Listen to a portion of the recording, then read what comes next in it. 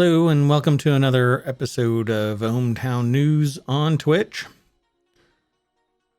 I will continue to consider, I suppose, calling this the Daily News Show, but it's really not.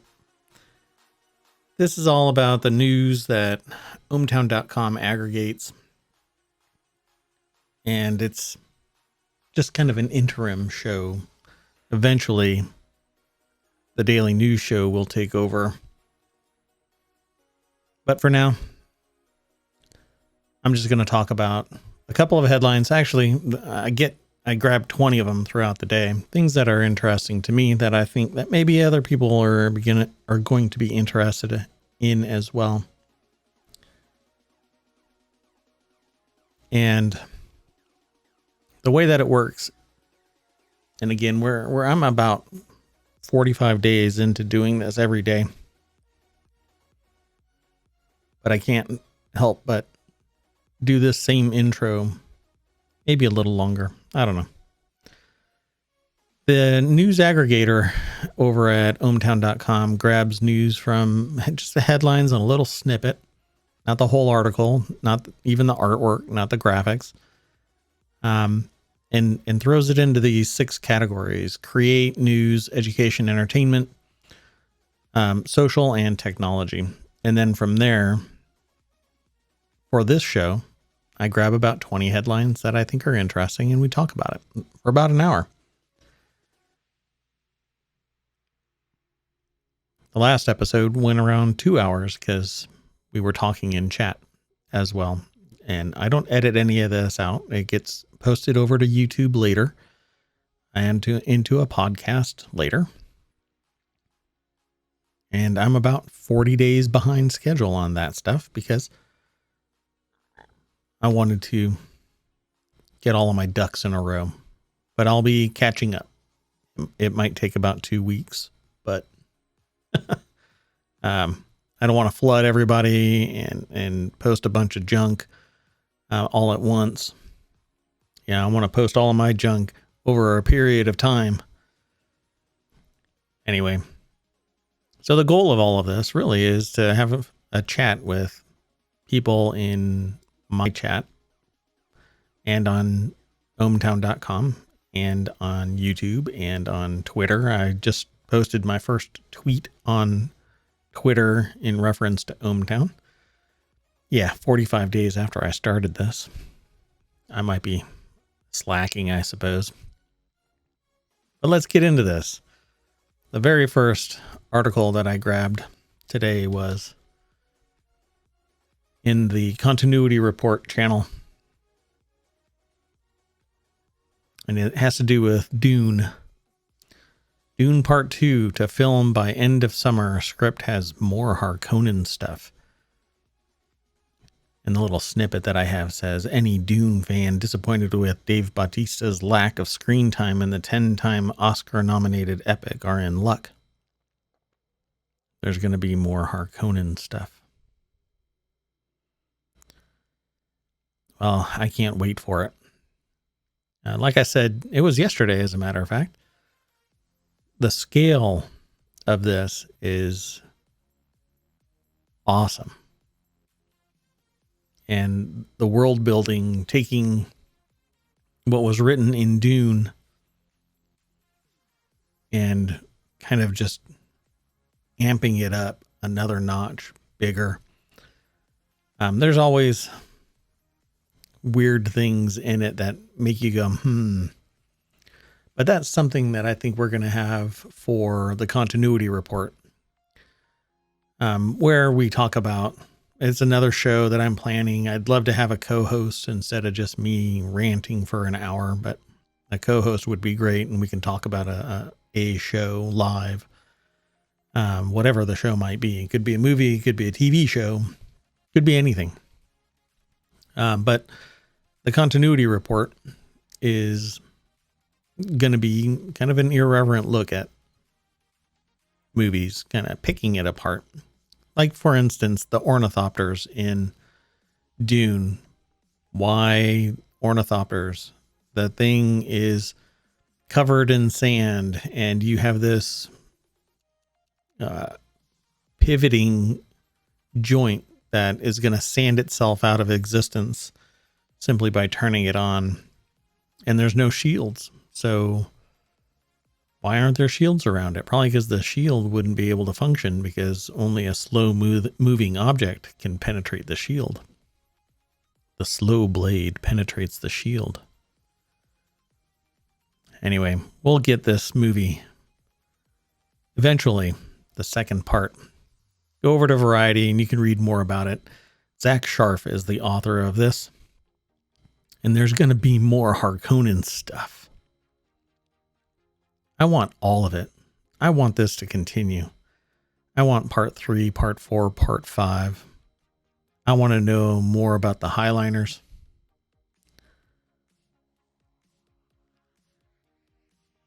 Oh, what's going on here? My stream just died.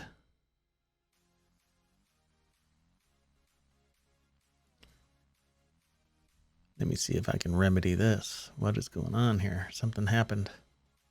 Well, that's horrible for me. Well, at any rate, I'm going to keep going and see if we can recover. So I can't wait for this, and I don't want it to end. I want more of this. Let me pause this. And let's just keep going before I never get to continue on to another article.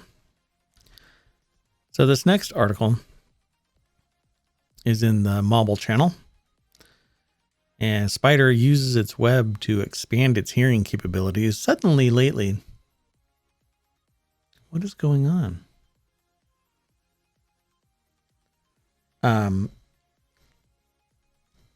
Suddenly, I'm hearing a lot about insects. Wow, my internet is getting crushed.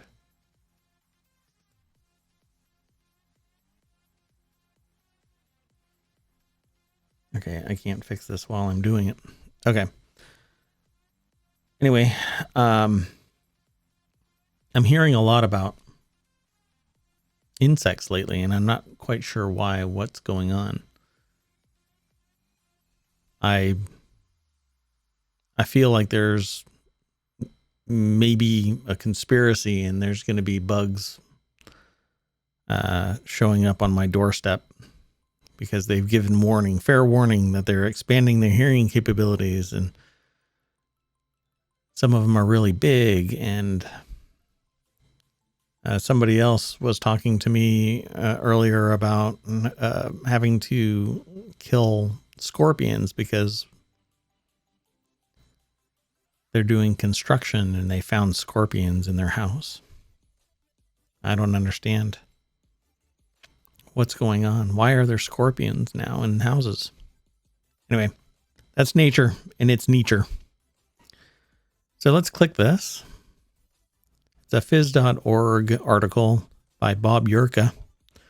A team of researchers affiliated with several institutions in the U.S. has found that a species of spider uses its web to expand its hearing capabilities. And they posted their findings on what is that? Archive? Yeah, that must be it. Preprint server. Okay. So prior research has shown that many species of spider, wow, that's hard to say, hear using tiny sensitive hairs on their legs. Do you have tiny sensitive hairs on your legs and you can hear with it as a human being? Wouldn't that be weird? Anyway, go over to phys.org and check that out. You can click that link right there in the chat or on the website when I post this as a podcast, or on YouTube in its description. I don't think that I'll be posting them in other areas, but the podcast and the website, definitely. And of course, here on Twitch, unfortunately, I can't store it longer than 14 days because I'm not a partner, but I hope that I can get there at some point and maybe I'll be able to store them longer on Twitch as well, but my VODs are disappearing every 14 days. One drops off. Count back 14 days and they're all gone. So go over to the phys.org website and check it out. This next article is in The Word in Tech. That's the channel that it will eventually be called as a show here on ohmTown on Twitch. I'm hoping to do 50 shows a week, each show an hour long. Still looking for hosts and co-hosts. I'll be honest, I haven't really pursued it too hard, and nobody's really approached me, so we'll see what happens. So Audio-Technica's new $200 earbuds promise an impressive 20-hour battery life. Well, that's great, particularly if it is really nice audio. Let's click this link. Emma Roth wrote this, and or 15 hours with noise cancellation enabled. But these are true wireless earbuds. And there are other manufacturers that make these and cost a whole lot less. In fact, I have wireless earbuds that last for days from JLab. Honestly, they're not the most impressive, right? They don't have a dramatic soundstage. But in terms of getting the job done and lasting, JLab's is only something like $30, $40 on the higher end for their true wireless earbuds. The headsets, the ones that go over your head, right? The headphones. Those last forever, have noise cancellation, go for days. I mean, they're comfortable. You can actually sleep in them. Sleep with them on your head. I mean, you can't sleep inside them. They're very small. I mean, they only go on your head. Anyway, let's go on to the next article. In the Word in Tech channel, Intel buys Tower Semiconductor for $5.4 billion so that it can make more chips for other companies.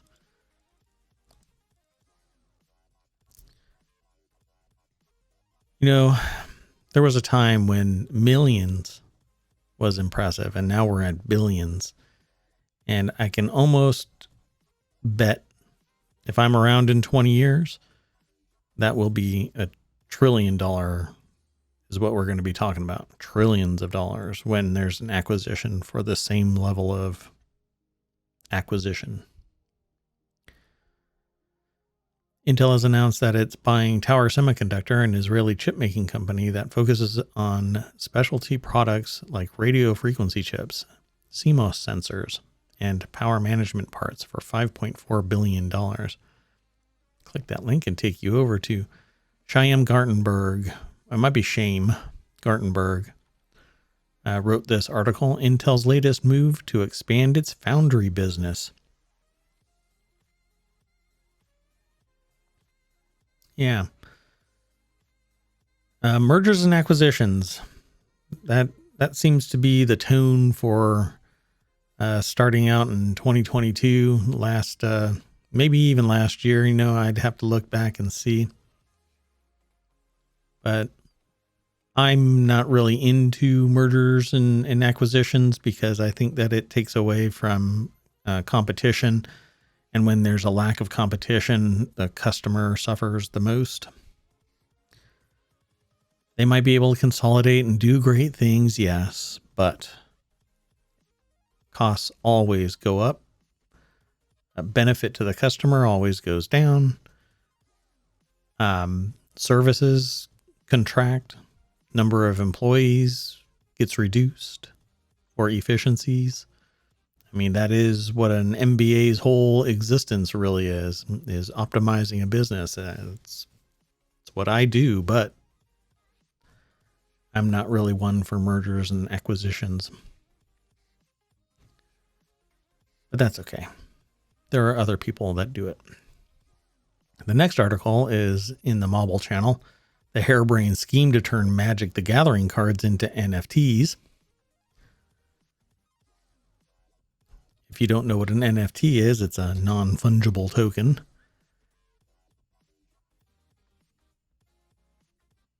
What does that mean?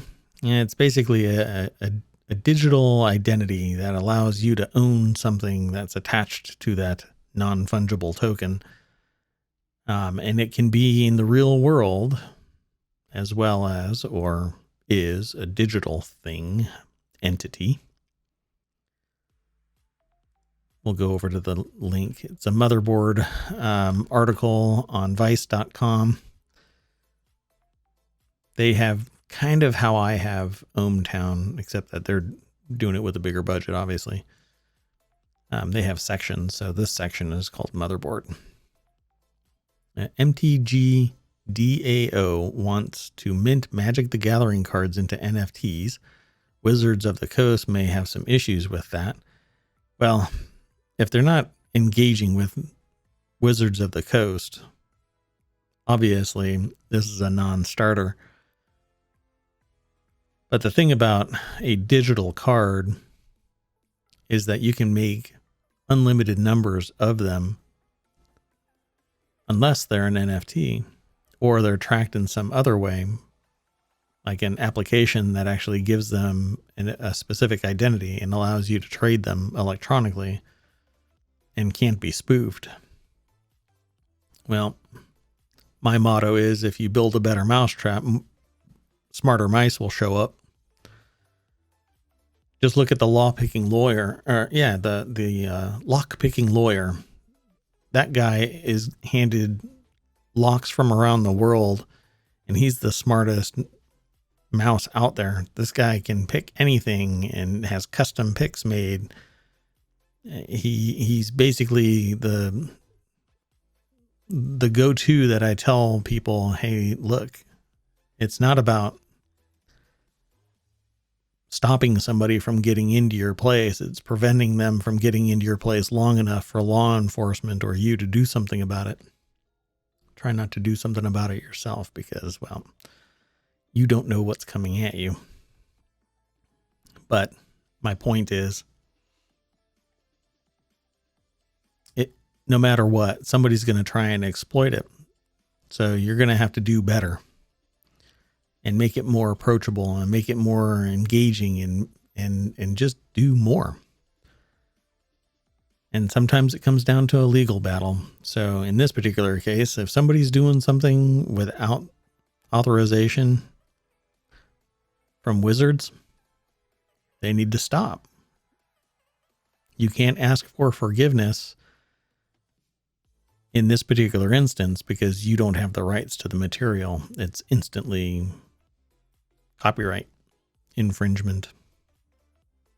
Wizards of the Coast has printed millions of cards, and the game is played by people in both physical and digital format. There is a rich and complicated market of Magic the Gathering filled with people who make speculative purchases and treat the cards like stocks instead of tools for a game. Yep. But that's the collectible space in general. So go over and read that article. It's an article called The Harebrained Scheme to Turn Magic the Gathering Cards into NFTs by Matthew Galt. Go check it out. Come back and talk to me about it. The next article, and I suspect that the title is going to change by the time I get to the actual site, because I got this earlier today. When I saw this, I had to store it just so that we could talk about it briefly. The military standoff, which had dragged Wall Street lower in recent days, showed signs of de-escalating, easing concerns over disruptions in global energy supplies. So this is New York Times. Stocks rebound and oil slides after tensions over Ukraine eases. So you can see that the title has a different makeup now. But some sites do these modifications, and it's kind of weird to me, but it's not my site. So this is by the New York Times, written by Coral Murphy Marcos. The military standoff, which had dragged Wall Street lower in recent days, showed signs of de-escalating.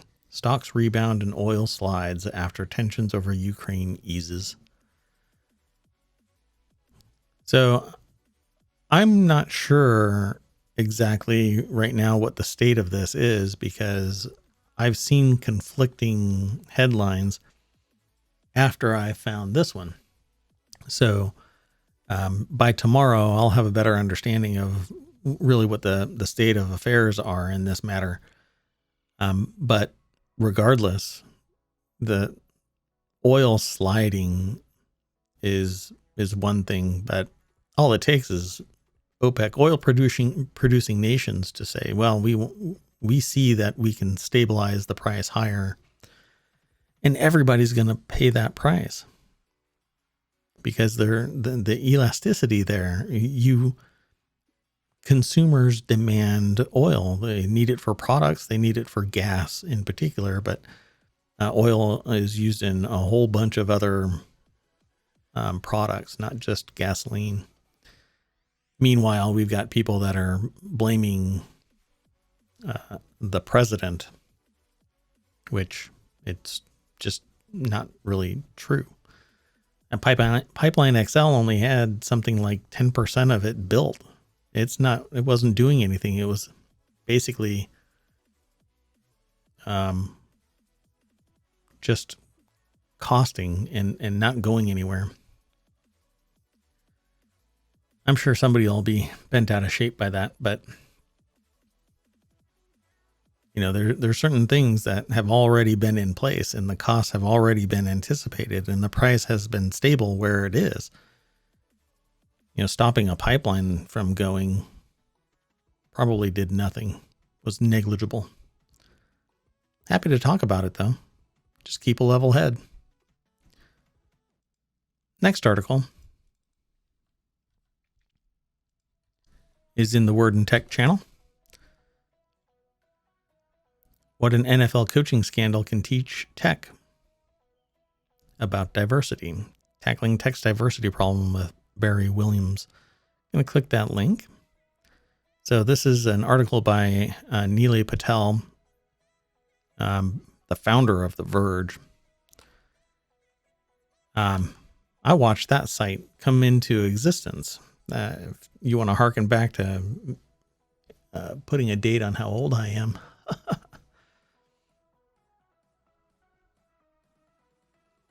Legal operations advisor, Barry Williams. Right? I think it's pronounced Barry Williams.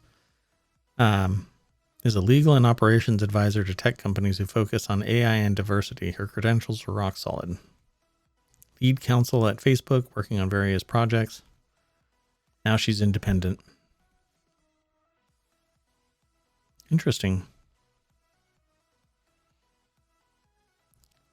Since 2003, the NFL had something called the Rooney Rule, which requires teams to interview minority candidates for head coaching jobs. Now, this will be an interesting read.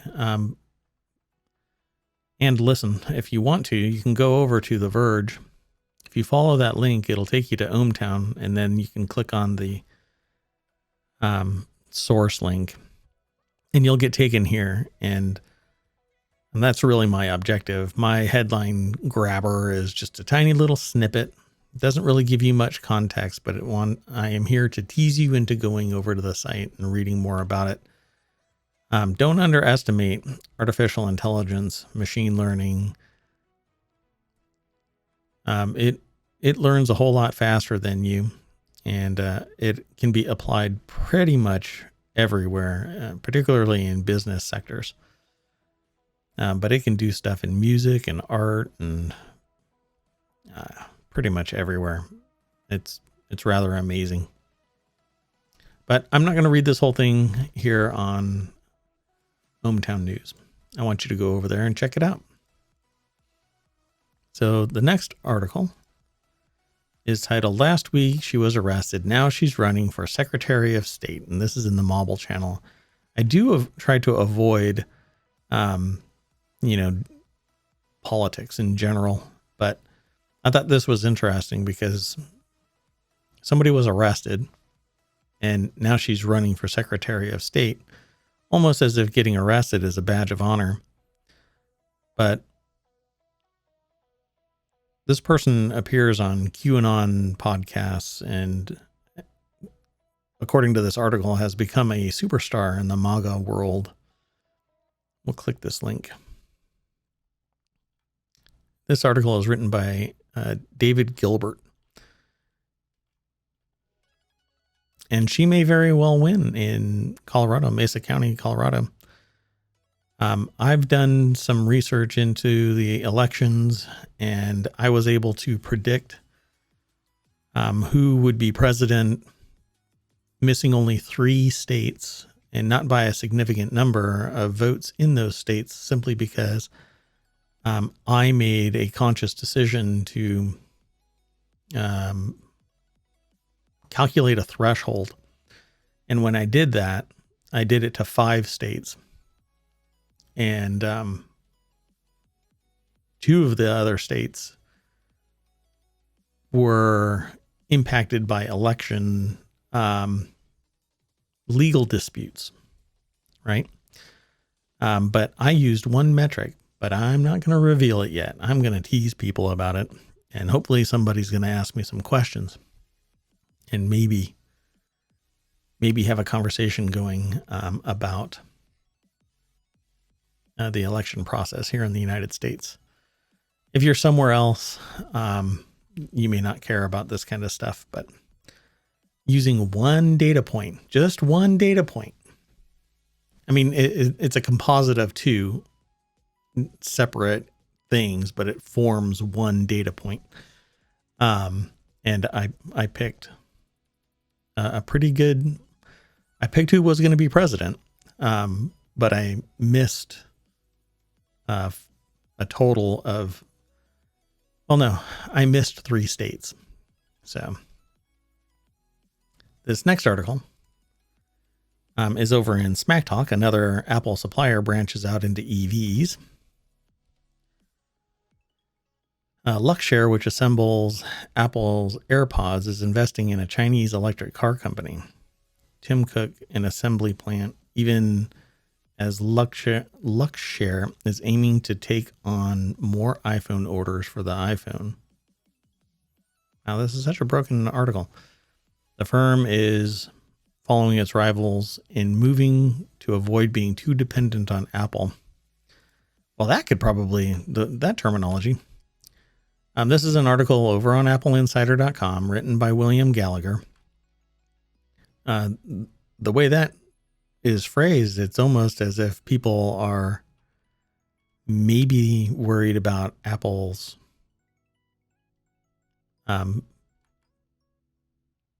Apple being the only thing in their basket, which that can spook some investors. So I wonder what the stock did.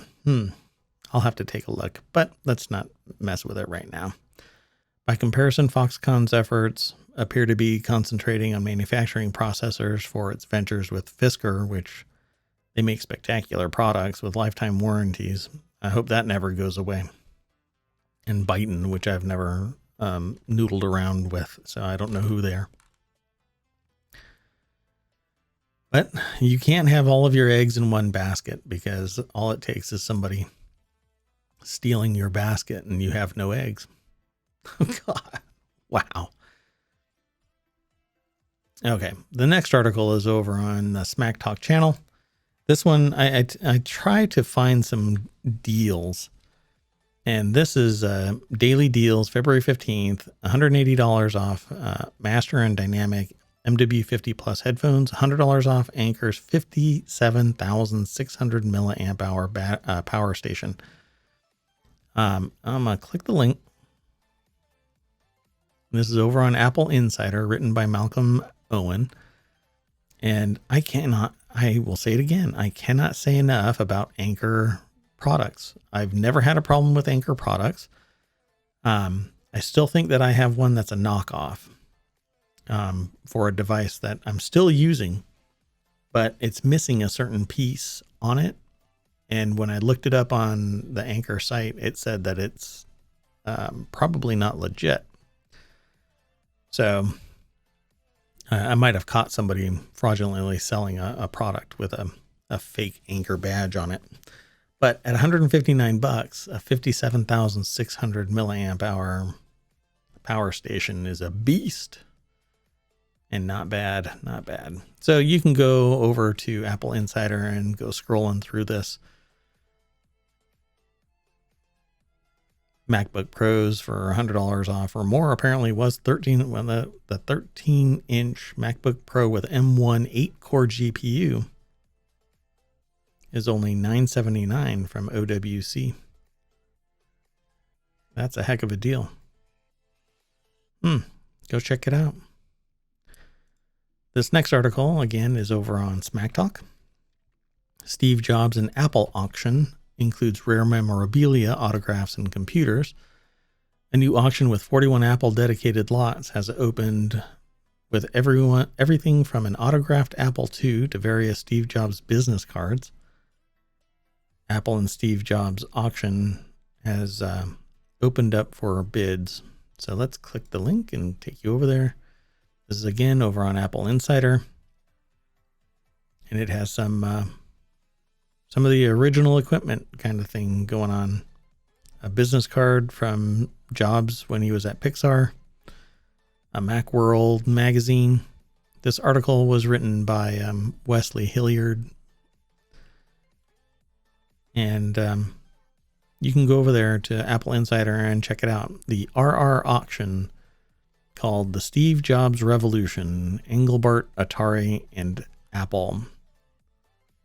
And it says, holds many historic documents and objects related to the computer revolution of the 1980s. The Steve Jobs 1978 business card already has 3 bids at $330 with an estimated $6,000 final bid. Pretty amazing. Steve Jobs 1971 signed high school yearbook valued at $50,000. You want to be able to go and look at Steve Jobs' mug from high school and say, I paid $50,000 for that. You got the money. Go stimulate the economy. Next article is over in the Marble Channel. Researchers discover a way to control cells in charge of tissue regeneration. So I grabbed this because a lot of people are hit by various illnesses I just read that there is some talk about changing the tack at which we investigate cancer and look for ways to prevent it. It's kind of tough because it's a nature thing, and it's not like we can predict what is going to wobble and suddenly become a cancerous cell. It's very difficult. It's difficult to find, difficult to predict, impossible to predict. You can change the percentage, but you can't change yes or no. Tissue stem cells renew tissues by producing daughter cells that either remain as stem cells or differentiate into specialized cells, such as intestinal or skin cells. Certain stem cells seal the fate of their daughter cells already at the time of division, while all cells have a fate, and they all expire at some point, apoptosis. Let's click that link. Did I post it? Yeah. So this is an article from University of Helsinki over on phys.org. Sometimes it's the university, sometimes it's the author. Sometimes they have the author's name in the article itself. But if there is a way to figure out how to cause tissue regeneration, then it might be possible to stimulate a cut to heal itself in a way where it isn't as kind of devastating, because scar tissue is really devastating. If you, let's say you have cancer removed, right? So you have breast cancer and you have the tissue removed. You have a lot of internal scarring, and it never really goes away. You have to kind of keep on treating the affected area and being pained by it nonstop. It's really kind of a pain. And sorry, I clicked back because I wanted to make sure that I have the link in my chat. Well, anyway, if they find a way that they can stimulate regeneration, tissue regeneration, then you can prevent the scar tissue from developing, because it's a different type of cellular regeneration, and it's less flexible, and it doesn't heal the same way. If you were to re-injure that area, it would basically stack up and become worse. But that's, I'm not a subject matter expert. It's my understanding of what I have been reading over the last 4 years or so. So it says here, switching on genes central to cellular function ultimately determines the identity of the cells, but metabolism appears to be the very first determinant of their fate. Go over to this article and you can read it for yourself all the way through, and then come on back and talk with me. I would really love to talk to somebody who is a subject matter expert on this. And I can throw them in the window up above me, and we can have a one-on-one with the audience in the chat. What do you think? If you know anybody that wants to host or co-host, get them in touch with me. I would appreciate it. The next article is in Mobble, the Mobble channel. And astronomers scan the center of the Milky Way for any sign of intelligent civilization, find nothing but silence. So the snippet that my aggregator grabbed is, are there civilizations somewhere else in the universe, somewhere else in the Milky Way? That's one of our overarching questions, and an answer in the affirmative would be profound. I'm going to click this link. It takes me to phys.org. Pardon me, got a hiccup. Evan Go, Universe Today, is the author of this. So when I read this headline, what instantly came to mind in my snarky, kind of sarcastic, smart attitude kind of way is, well, for most of our existence as human beings, we thought that we were the center of the universe. And so looking at the center of the universe, we saw ourselves, didn't find any intelligent civilizations, and thus silent, because we would have been talking to ourselves. And why would we talk to ourselves?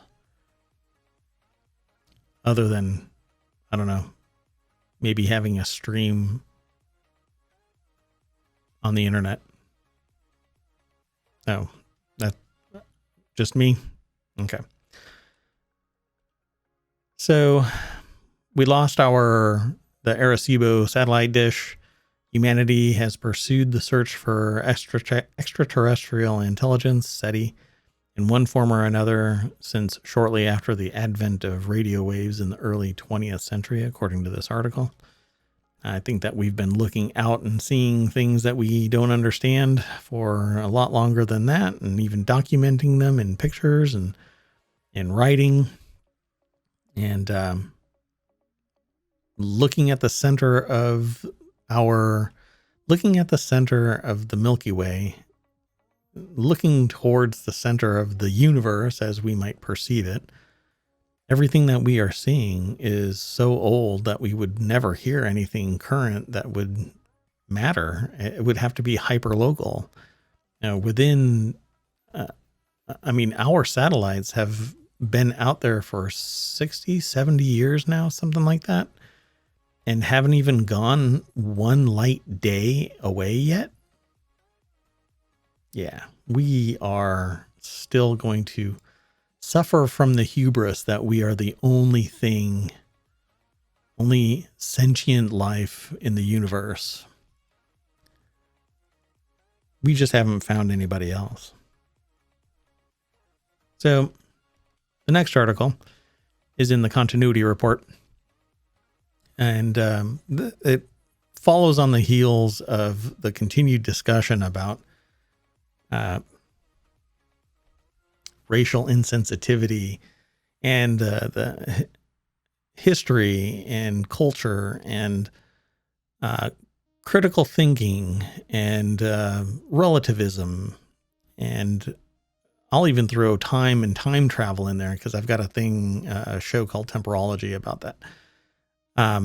Because as time passes, people change. Sometimes it's documented for all of the future history. And nobody can get away from what they have posted online, just like this video, just like the podcast from where this is going to end up and on YouTube. I could say something stupid. I could say something that lacks context because somebody's taken out that slice. But when you have an ongoing history of it and it can be documented, and then somebody finds and documents all of that, if it has the right context and it still withstands that criticism, right, with the context, then it isn't a gotcha. And really, if you're worried about the gotcha, you need to slow down and think about what you're saying, particularly if it's not just a one-off thing. I mean, if it is instance after instance after instance, and you have to lean on, well, I'm a comedian. I don't know. There's just, and I'm a firm believer that pretty much anything is open game for humor. But India RE calls Joe Rogan consciously racist, says his fans are sending her racial slurs. And therein lies the biggest rub, because really you're at the whim of a social army, and it's basically a giant shadow group where you never know where the people are coming from. And I've had these conversations with other people wondering, why does this take place? This person that, India RE doesn't care about, the millions of fans. They appreciate the millions of fans. Yeah. But in a battle between fans of Joe Rogan and India RE, all that everybody is just a fan of a person who has a perspective and a point of view, and you don't necessarily agree with it. And I don't know why people can't just leave it at that and not turn it into a battle and making death threats and, making snarky comments nonstop online. And then when you see them in person, doing it in person, it's just seems weird to me, but it comes down to sociological mechanisms. Everybody likes being part of a tribe. Everybody likes being part of a clique. It gets smaller and smaller. You have in groups and out groups. It's basic sociology 101. And when somebody rubs somebody else the wrong way and they have this social army, it can rise up. And singular people you might be able to, and even maybe a small group, you might be able to break through and have some rational conversation. But when you have an anonymous mob empowered by their own echo chamber saying the same things, and then somebody drops, "Go get 'em," you've got a social problem. You've got a serious community problem, and nobody should be getting that bent out of shape about this. Sending racial slurs, all it does is reinforce that this is continuing in the 21st century to be a lesson that has still not been learned. Everybody is the same. Everybody's the same. We have cultural differences. We all eat. We all take showers. We all go to the bathroom. We all procreate. We all die. But then there are people that look at somebody else and demean them and marginalize them. You can be snarky and go to people that you have a relationship with, where that it's a good-natured jab, and call out that I've got to wear glasses or something. I mean, it's kind of grade school humor, but that's fine. But going after complete strangers, it's weird. And, but it's naive of me to say this out loud, right? So I'm glad that there are people that are talking about it. Why be racist? Everybody is the same. We all have the same, ultimately, we all have the same capabilities, right? You need education, you need training, you need the opportunity to learn, you need the opportunity to exploit your skills. And judging anybody on their race is just absurd. Absolutely absurd. Absurd. Anyway, this article is written by Jack Scharf over on Variety. I can't say anything more about this because I've heard some of the things that Joe Rogan has said, and it's not about the N word. In another episode of this, I said, you know what? People should say the N word. I won't do it because it's not even in my lexicon. I won't say the word because it is, if not the most horrid word, it is one of the most horrid words. There are others, but if you are bold enough to drop the N word, then you should be bold enough to get punched in the face for it. And it's a social thing. It has nothing to do with anything real. This is a construction of a culture that should never have existed, but historically has existed for millennia.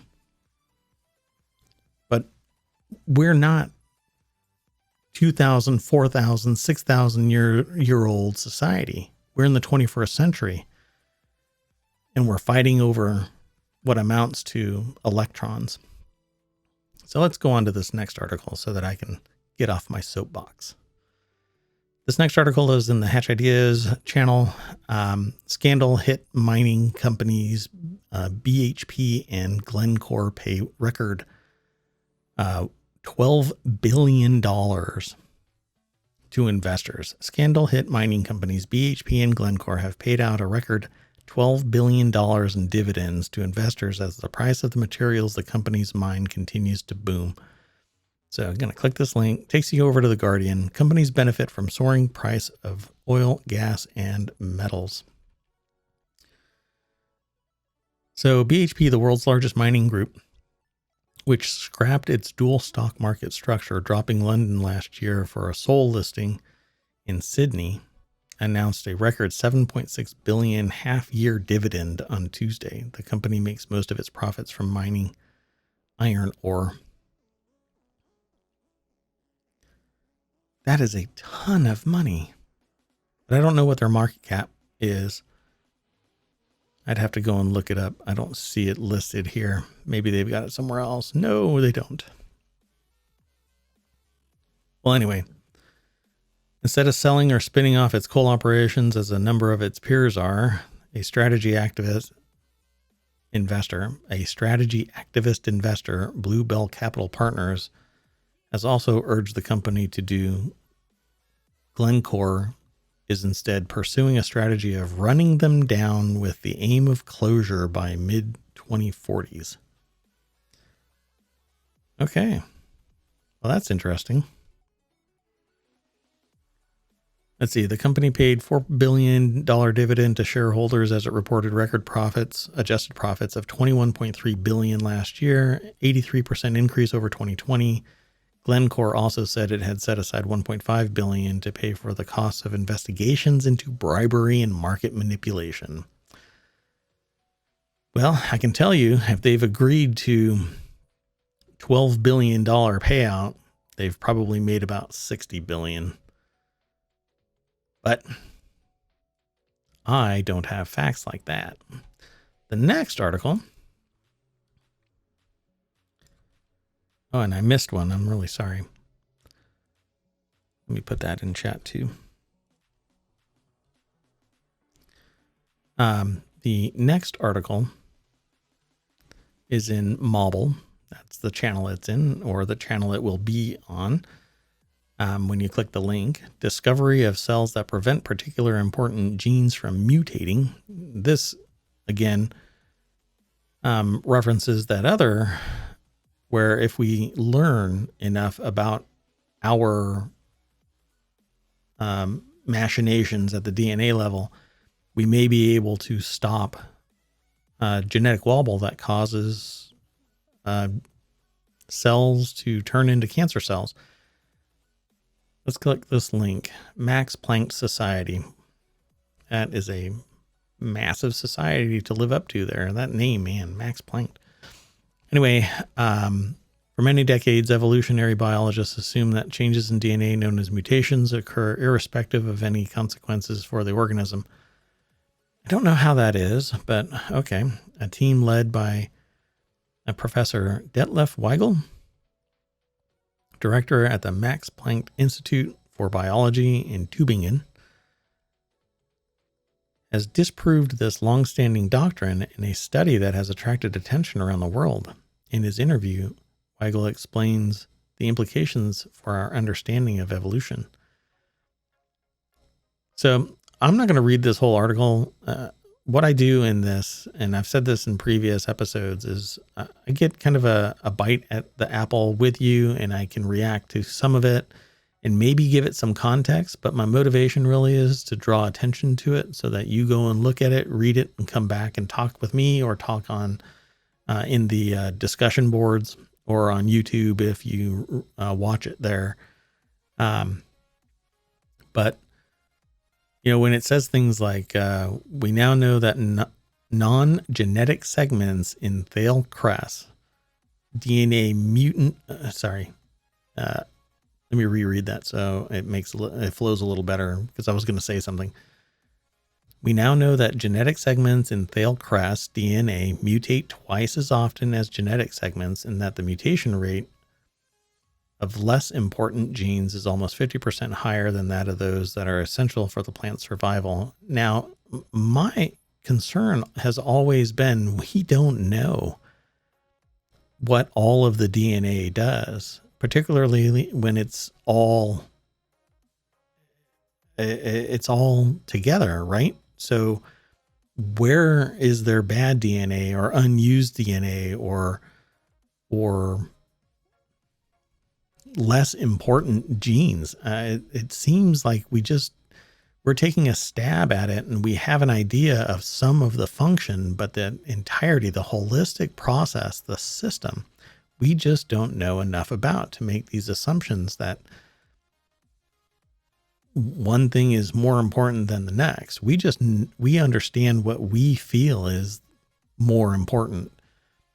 So I always look askance at DNA type things where they make these assumptions, but I'm not the doctor. I'm not the PhD. You have to take what I'm saying with a greater grain of salt than anything. I wouldn't say that I would never profess lies. I would never profess false information. But trust but verify, and read this stuff and understand what you can understand. Ask questions where appropriate. But I have witnessed things where in a 2-year span, we've gone from this is how it's done then, this is how it's done now, and what you were doing then actually increased your risk of harm. And it's all because we build our knowledge off of, well, we stand on the shoulders of giants. That's the phrase. So we learn from the previous iterations, and then we do course corrections. I just don't like things being stated in such a matter-of-fact manner that less important genes versus more important genes. I just don't think we have enough to make that assumption. We don't have enough information to make that assumption. So the next article is in the Word and Tech channel. Here are some must-have accessories for your new Nintendo Switch. And if you think that this is chaotic, I completely understand. I pick news articles that I think are interesting throughout the day. And so some of them will butt up against things that are more profound than the next. In this case, we're going from DNA concepts to a Nintendo Switch. This article is by Alice Newcomb Beale and Jay Peters at The Verge. if you buy something from VergeLink, Vox Media may earn a commission. So if you go over to the site, just know that you might be spending some money and supporting The Verge. So the reason why I did this is because I recently bought a Nintendo Switch game and was looking at other gadgets, and I wanted to see if there was something interesting. So this article has controllers and a starter kit. Because if you're listening to this as a podcast, you're not going to see any of this stuff. But there's a bunch of different controllers, and some of them appear to be wireless, and some of them are split, where you basically put the Switch inside it. The Hori Nintendo Switch Split Pad Pro, for instance. And of course, an Anchor battery pack and micro SD cards that are almost a terabyte in size, 512 gigabytes for $62. And if you've never heard of what a micro SD card, I'm not sure how that would be possible, but they're about the size of your average pinky nail and hold a ton of data, but they're not particularly fast. And although I've never had one fail, they get lost. They get lost pretty easily. So buy a case. Anyway, go over to The Verge, and you can click the link in the chat and in the on the site itself on ohmTown, as well as on YouTube and in the description of the podcast. Whoa. Sorry, 1 second. The next article is in The Word in Tech. It's The Verge's favorite audio gear for 2022. And I've been looking for headphones. Wow,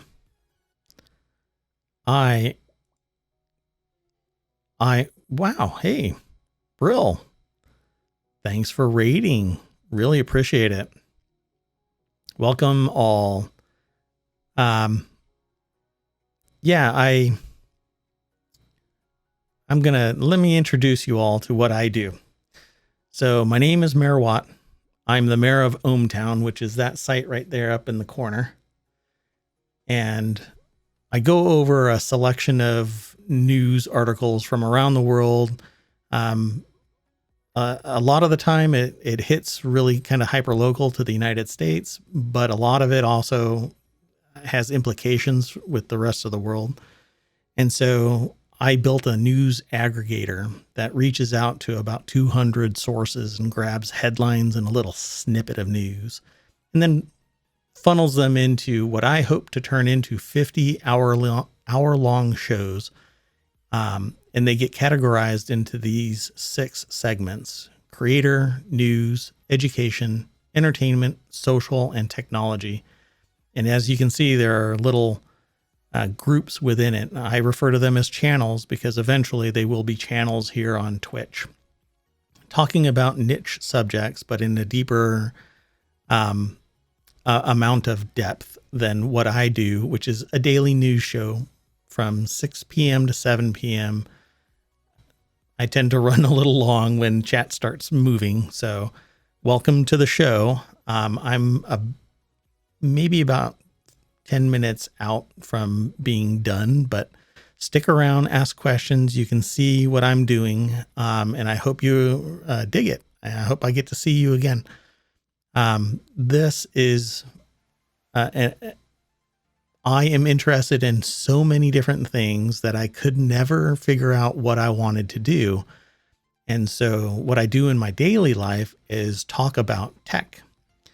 And I teach people about tech, and I consult as a business consultant about tech, and I merge 3 main things when I talk, which is business, technology, and society. And so I am looking right now for a pair of headphones, but I really can't pick anything. So I turned on the aggregator to go out and grab some more hardware-based possible solutions that people are writing about. Instead of me hunting down from site to site, I use my aggregator. And this is open to the public. So you can go to ohmTown.com, become a citizen of ohmTown. I'm going to be turning on certain functions. It just started January 1st, 2022. So there's a lot going on. It's a podcast now. I'm posting to YouTube. It's slow on YouTube and it's slow on the podcast because I have to process 45 days of broadcasts right now. But this is how it works. So you click on the little link when you're on ohmTown, and then you can read the article. And I kind of scroll through it, and if I see something interesting, I react and talk about it and give some context as to why I'm looking for something. But I don't actually prep my show because I want it to be authentic interaction with everybody who might be sitting in my chat and asking questions. And you can say, hey, why don't you check this out? And I'll run over with the browser to go and get it. I'll go and look at it and we can talk about it and see what the benefits are and what the negatives are. And thank you, Brill. Really appreciate it. And so it's really kind of chaotic, right? And what it's called is associative thinking. So we'll start here on The Verge, and then this next article could be something completely different, like talking about DNA, which is the previous article, or something else entirely. It just, to me, it's all information, and I gobble it all up, and I try and focus it, and I hope that you dig it. So let's go on to this next one, because there's a bunch of different earbuds, and these are really inexpensive at $20. The things that I am looking for my headphones are, if you look inside, I'm going to zoom in a little bit. That picture isn't scaling very well, but inside the bud, you see the little silver screen. I want to be able to replace that. I have to head off to a housing inspection. Oh, okay. Well, thanks again, Brill, and good luck. I hope everything turns out okay. So with my headphones or my earbuds, what I want is to be able to replace that screen and be able to replace the pad and have detachable connectors, and be robust enough to not peak too low. Like I want the speakers that are inside it, the drivers as they're called, to be robust, but I also don't want to spend $2,000. And so if you go to drop.com, they have an audiophile section, and you can see headphones in there, what are referred to as in-ear monitors, like these buds, and they're $2,000. And that's like a musician, commercial musician, like high-end musician earbuds. That's not for me, but I want those particular elements, and I've yet to find them except for Neura. They're called Neura headphones, and they have replaceable screens, and the cables are replaceable, and well, they're not actually replaceable cables, but there's a connector that is replaceable. So I can either use a mini jack or I can use USB. But that's what I'm looking for. So when I go scrolling through something like this, everybody knows about AirPods and AirPods Pro. AirPods Pro, by the way, have an amazing sound stage compared to the regular AirPods, and any other headphone or bud that I have ever heard. The AirPods Pro have the ability to utilize a special audio control that Apple has in certain music, where the soundstage actually envelops your entire head. And it's really amazing. But that's enough for that. Let's go on to this next article. The next article is in the Smack Talk channel. Apple TV Plus thriller Severance, born from creators' corporate misery. This is something that I talk about when I talk to people who are aspiring to be writers. Now, I'm not a writer, but so it says, ahead of the release of Apple TV Plus's thriller Severance, the cast and crew of the series reveal what went into the show's creation, including the concept of the work-life balance and how the tone of the show was set. This is a big thing in many people's lives, particularly now that we know that many jobs, you don't need to travel to do the job. Obviously, I'm not making an assumption about everybody, but we have all learned that we have many jobs where we could be at home and still do the job. A lot of service work, you have to be on site. But when you used to travel like I did 5 hours a day just to get to and from work, that is almost a third of your life spending on the road just to make ends meet so that you can have the weekends off, because all you're doing between waking up in the morning is driving to work, sitting at a desk where you could be sitting at a desk at home, doing the work, and then getting back in your car and driving away. It costs you money to get to the paycheck just so that you can spend more money to get home. And that impacts your work-life balance.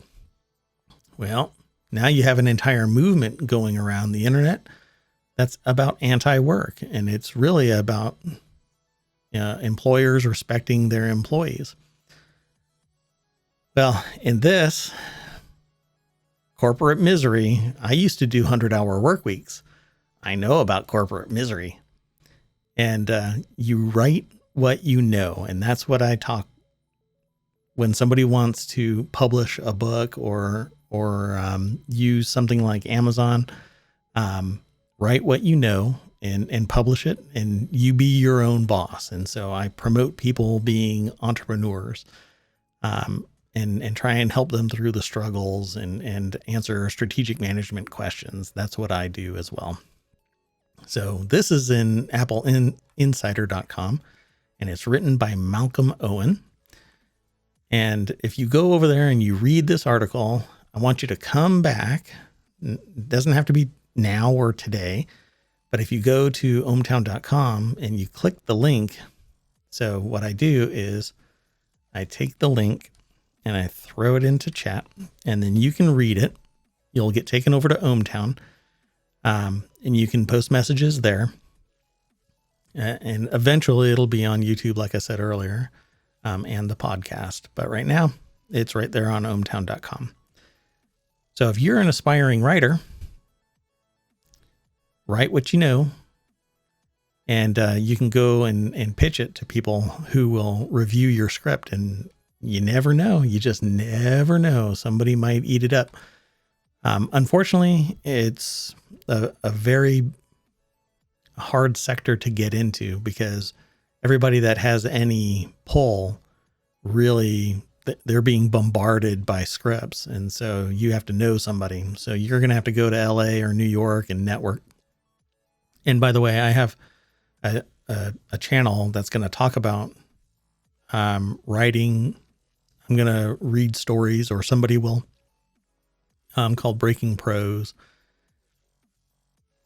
But yeah, I've got a lot on my plate that I'm trying to do with one website. And I hope that you dig it.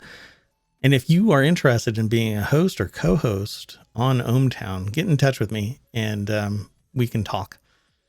TSMC, this next article is from Smack Talk. That's the channel. It's where we talk about Apple and its competitors. And TSMC Arizona chip plant construction delayed by labor shortages and COVID-19 surges. A lot of rules around COVID are starting to drop away. I'm going to click this link so that you can see where it comes from. This is another Apple Insider. I guess they had a really big news day today. Wesley Hilliard is the author. But these labor shortages, I am going to make the claim that I think that labor shortages right now are simply due to the fact that people want to be paid more, and you're just not getting people to apply for gigs because it's not paying enough. And when inflation has now gone to 7.5%, and I'm telling you that has to be a lowball number, because the number of people that are giving up on jobs like this, I just don't see how it can be 7.5. But unemployment is one thing. Inflation is 7.5. The cost of living increases that people typically get are anywhere between 1% and 3%, unless you're up in the 1% range, and then you're making bank during the pandemic. But it's because it's perceived as being skills that are value generating, right? You're doing something that is making more money for the people that really aren't going to suffer from 7.5% interest. But for the life of me, all of these hard workers, the meat and potatoes of an operation, they're not getting these massive bonuses. They're not getting $20 million salaries, and inflation rising 7.5% is just, yeah, there's a phrase that I want to say, but I'm trying to keep everything kind of family friendly. It is soul crushing what 7.5% cost of living increase is going to do to people, where it was tough already. So go over to this article and read it. And you can read about the TSMC Arizona chip plant. This is something that I had predicted was going to be happening. And I had said many years ago, like other things that I have stated in the past where it's come true, in this particular instance, we have to bring back production into the United States, but we cannot do it at a cost-effective manner because we are so used to the low prices, arguably low prices. I mean, the new flagship phones that are coming out are $1,200 or more. That means you'll have to keep it for 5 or 6 years for you to even feel the relative value of spending $1,200. But you use it every day, right? Well, if we don't bring these chips back, all it takes is something like a pandemic, and look what happens. The means of production are overseas from the United States. And so we have to rely on that foreign market to do the tasks, then put it in a container ship and then bring it all the way over to the United States. And we are consuming all of this. So we're really at the whim of whatever is going on everywhere else. And I refer to it as repatria sourcing, which is pulling back everything that we have been doing overseas. But it's just not going to be cost effective. It's going to be very, very expensive for us to bring back production. So we'll see what happens with this. At some point, that chip plant will have to either be canceled, and delayed is rough. Just saying delayed means people are going to already start suffering. So the next article is over on the Tabletop Nights channel. It's a tabletop gaming channel that I hope to kick off. RPG Maker Unite launches for PCs worldwide in 2022. And if you're a game maker, then you're going to want to pay attention to this because I'm going to be scooping this up. I'm not a game maker. I just noodle around. I like to learn about tech. But let's click the link. Oh, and I need to throw that link into chat. And the TSM one. Really sorry, folks. Well, RPG Maker is exactly what you think it is. It allows you to make games. And now it's going to be using Unity. Unite will be the first entry in the RPG Maker franchise to be based on the widely used Unity engine. But like prior RPG Maker iterations, aspiring RPG creators will be able to use RPG Maker Unite by simply inserting graphical assets and story scripts, even without extensive knowledge of coding, which I think is awesome. So this is an article. Who's it by? I don't think that's them. Well, I think we're just going to have to leave it there. Sorry for the scroll, a mad scroll, but I was looking for information. At any rate, if you are interested in this kind of thing, go over to rpgsite.net. You can read the article, but then go and check out RPG Maker Unite. That is going to be my next stop. You can go, it says the Steam page for RPG Maker Unite is available. So you can get it right there on Steam and build your own RPG game. So it says Gotcha Gotcha Games has revealed the newest iteration of Kadokawa's RPG Maker series. So go and check it out. And I think I've got one more article, and it's about Daimyo. So when I had my VR rig, and just for context with the VR rig, I hate cables. And thank you all for following. I really do appreciate that. Thank you so much. And thank you, Brill. It's awesome that you all came and stuck around. I hope you dig this. I really do. So to give you some context about why I selected this article, Daimyo is amazing. It's such a fun game, but it was in VR only. And I really hate cables. And like everything that I do, I try to get rid of cables. So I switched to Wi-Fi 6 because Wi-Fi 5 couldn't handle the number of devices that I have around me. Because if you don't know about it, Wi-Fi 5 can only handle a certain number of simultaneous connections, and then it starts flipping from one device to another. And all previous iterations of Wi-Fi do that already. You don't have sustained connections. You have what amounts to channel hopping.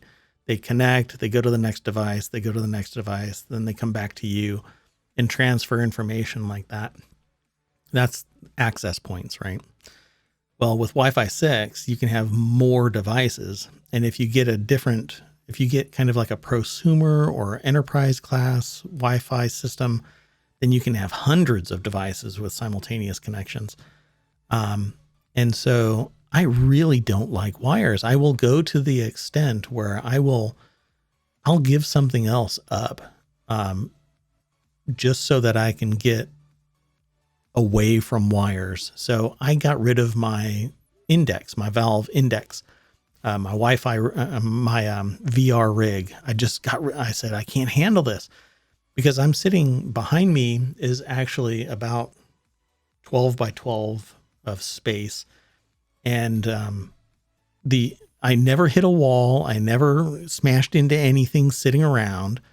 But that cable was strung from my ceiling with special connectors, right? Little extension cords, basically.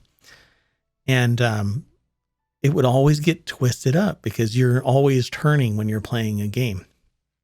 And so I sold it. I got rid of it.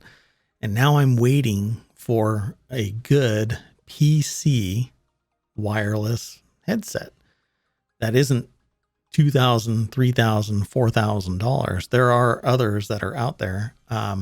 But I want a wireless Valve index. It just plugs and plays right into Steam, and it's a no-brainer, but it's still not here.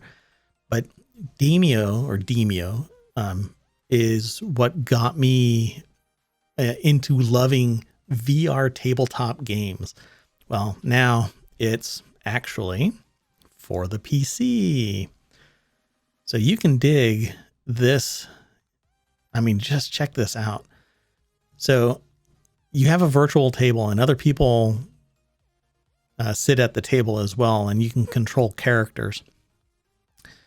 And you can rotate the board and see different perspectives, but you move your character and then make a decision, just like you're playing tabletop D&D. Except that you have objectives that are pre-programmed. And there's this big old die that you throw, and depending on what shows up, either you fail or you get 1 or 2 attack strength kind of a thing. And you do a set amount of damage based on the card or a shield or something like that. Man, you will love it if you're into tabletop gaming. I think that you'll really dig Demio. The only thing about it is that it's really new, so it doesn't have a ton of stuff. But you should check it out. You really should go check it out. So this article was written by Alex Fuller over on rpgamer.com. If you are interested in role-playing games, then definitely check out RP Gamer. They're a really great source for news. And that's it. So what do you think? Do you like a show like this?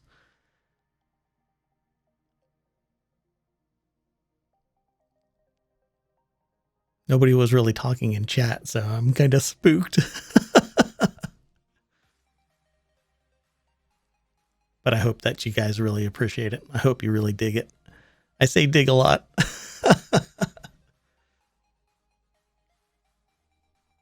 And I want to thank you all for coming. I really do appreciate it. And this is really the end of the show. I mean, I'm kind of just done. But I'm here every day, 6 p.m. to 7 p.m. Eastern in United States. And I basically grab a selection of articles from my engine. And here, I'll show you how it works from the very beginning, just so that you know. This is the front of the page. And when you click on the name ohmTown, it'll refresh and have a bunch of new articles. And it's sorting a whole bunch of stuff right now because I haven't refreshed it for a little while. So here's like a little selection, and it throws it into a category.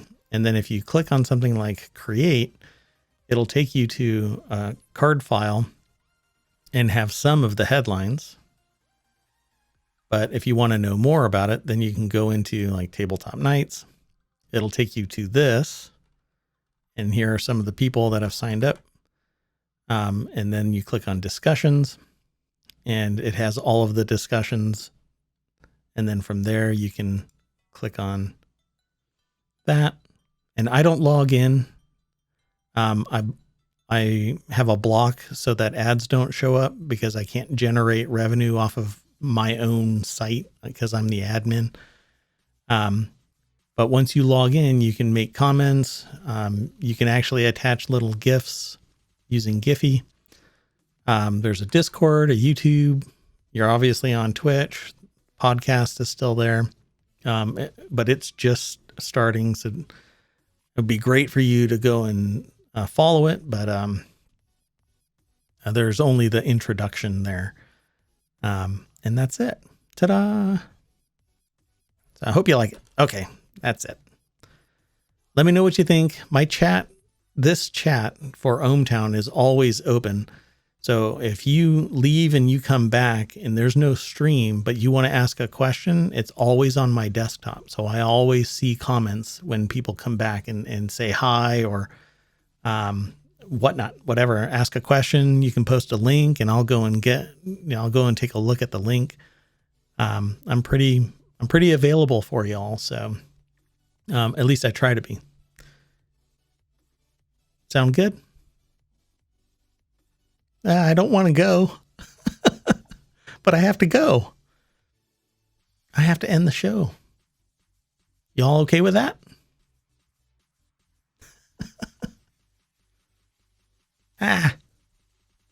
Oh my goodness. Okay, well, you guys are awesome. I will see you tomorrow, 6 p.m. Hopefully 6 p.m. sharp. I'll try not to be late. Okay. Thank you all.